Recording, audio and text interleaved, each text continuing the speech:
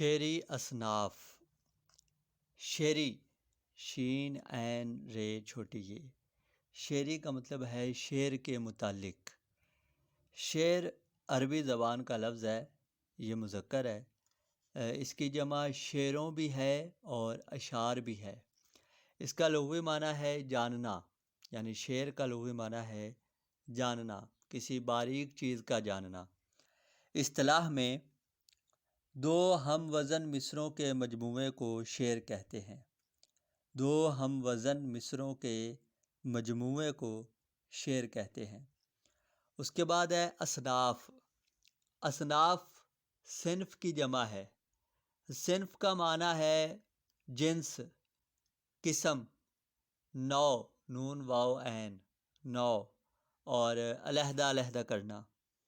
شعری اصناف کا مطلب ہے شعر کی جنس یا شعر کی قسم یا اشعار کی اقسام یا اشعار کو ان کے موضوع اور حیت کے لحاظ سے علیحدہ علیحدہ کرنا شعری اصناف کہلاتا ہے۔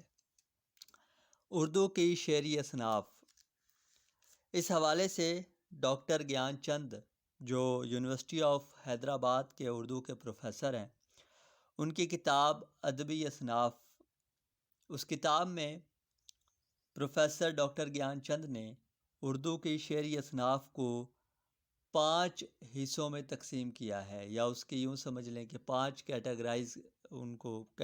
کیٹیگریز بیان کی ہیں۔ پہلے نمبر پہ ہے قدیم اصناف۔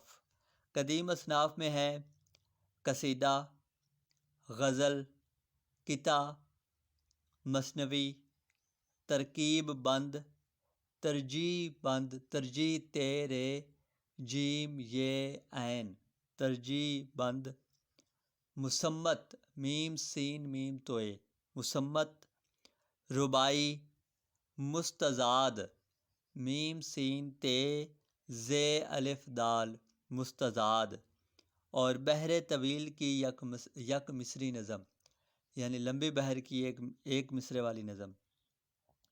دوسری کیٹیگری ہے قدیم اردو بالخصوص دکن کی اصناف۔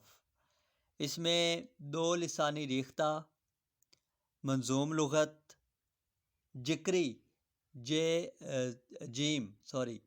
جیم کاف رے چھوٹی یہ جکری، سہیلا سین کے اوپر پیش ہے، سین اور ہے ہاتھی والی، ہے اور یہ اور لام الف لا، سہیلا، اور سی حرفی۔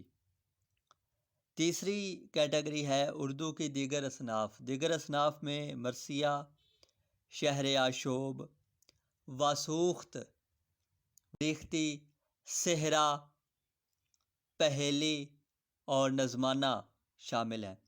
چوتھی کیٹیگری ہے ہندی اصناف۔ ہندی اصناف کا مطلب ہے کہ ہندی عروض اور ہندی شعریات سے ماخوذ، یہ ہندو دھرم سے متعلق اور موسم اور تہواروں سے متعلق ہے۔ اس میں یہ غنائی اصناف ہے، اس میں سنگیت شامل ہے۔ اور 5ویں کیٹیگری ہے دیگر زبانوں سے ماخوذ اصناف، یعنی وہ اصناف جو دوسری زبانوں سے اخذ کی گئی ہیں۔ ان میں ہے 4 بیت، سونٹ، ترائلے، ہائیکو اور اس سے ماخوذ تثلیث، تے سے، لام یہ سے تثلیث، اور 5ویں نمبر پر ہے منی نظم۔ تو یہ اردو کی شعری اصناف ہے اور یہ ان کی تقسیم ہے۔